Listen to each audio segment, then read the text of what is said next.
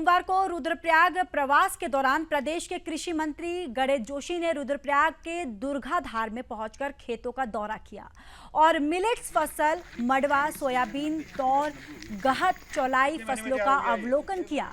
इस अवसर पर उन्होंने स्थानीय किसानों से मिलकर उनकी समस्याओं को सुना है और फसलों की स्थिति पर चर्चा की। इस दौरान किसानों ने कृषि मंत्री गणेश जोशी के सामने फसलों की सुरक्षा के लिए घेर, बाढ़ और जंगली जानवरों से फसल को सुरक्षित करने का अनुरोध किया। वहीं कृषि मंत्री गणेश जोशी ने किसानों को उनकी समस्या के समाधान के लिए उचित कदम उठाने का आश्वासन दिया है। कृषि मंत्री गणेश जोशी ने मीडिया में जारी बयान में कहा कि मिलेट्स को बढ़ावा देने और मिलेट्स की खेती की ओर किसानों को प्रोत्साहित करने की दिशा में निरंतर प्रदेश सरकार जो है वो कार्य कर रही है। उन्होंने कहा कि जहां आज अन्य फसलों में 50% सब्सिडी दी जा रही है, वहीं मिलेट्स को बढ़ावा देने के उद्देश्य से मिलेट्स फसलों पर 80% जो सब्सिडी है वो प्रदान की जा रही है। उन्होंने आगे कहा कि आज यहाँ के किसान भी उच्च गुणवत्ता युक्त वैरायटी VL मडुआ 380 का प्रयोग कर आत्मनिर्भर जो है वो बन रहे हैं। आपको ये भी बताते चले कि इस अवसर पर किसान कीरत सिंह रावत, कृषि और उद्यान विभाग के अधिकारीगण जो है वो वहाँ पर मौजूद रहे।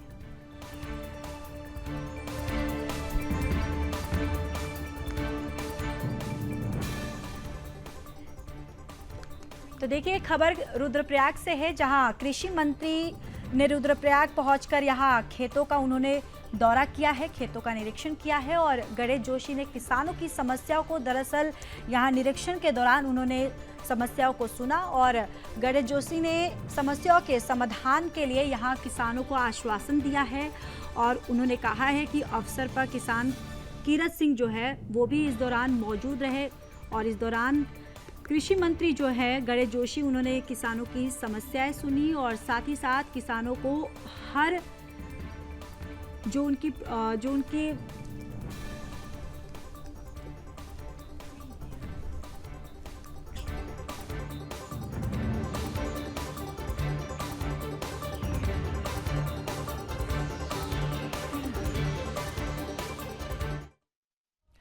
तो वहीं कृमि मुक्ति दिवस के अवसर पर राष्ट्रीय स्वास्थ्य मिशन उत्तराखंड द्वारा पूरे प्रदेश में कार्यक्रम आयोजित किए गए।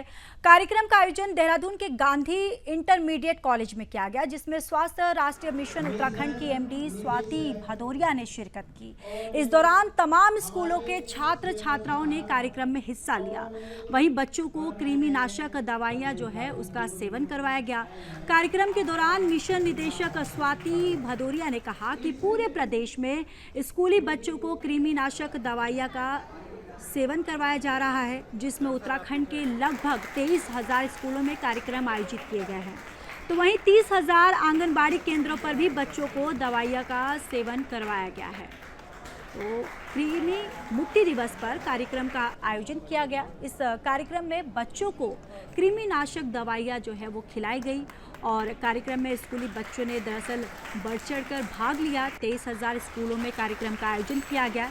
इस दौरान बच्चों को जो कृमिनाशक दवाई है वो दवाई दी गई।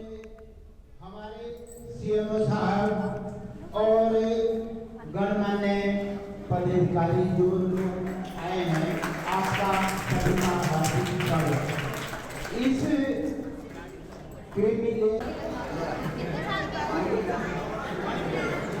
सर आप पीछे हटिए।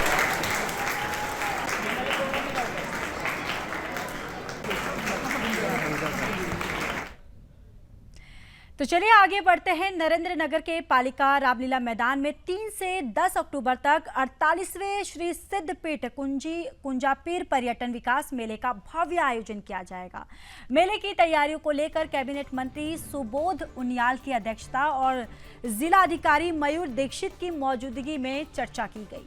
आपको ये भी बताते चले कि मेले की परंपरा अनुसार पालिका अध्यक्ष के ही जो मेले के अध्यक्ष और उप जिलाधिकारी मेले के सचिव हुआ करते थे, लेकिन वर्तमान में स्थानीय निकायों के भंग होने पर इस बार जिलाधिकारी मयूर दीक्षित मेले के अध्यक्ष होंगे और उप जिलाधिकारी यथावत मेले के सचिव रहेंगे। मेले के सचिव उप जिलाधिकारी देवेंद्र सिंह नेगी ने पिछले बार का लेखा जोखा प्रस्तुत किया। वहीं मेले की अध्यक्षता करते हुए कैबिनेट मंत्री सुबोध उनियाल ने कहा कि मेले हमारी संस्कृति, सभ्यता और गौरव गाथाओं की परंपराओं को घोतक है और इन्हें बनाए रखना हम सबका परम कर्तव्य है। आपको ये भी बताते चले कि इस दौरान बैठक में कार्यकारिणी सहित 1.5 दर्जन के लगभग उप समितियों का गठन किया गया। इसके अलावा आपको ये भी बताते चले कि जिलाधिकारी मयूर दीक्षित ने अधिकारियों और कर्मचारियों को निर्देश दिए कि उन्हें जो भी जिम्मेदारी सौंपी गई है वे इस पावन कार्य में मनोयोग से अपनी ड्यूटी को निभाए।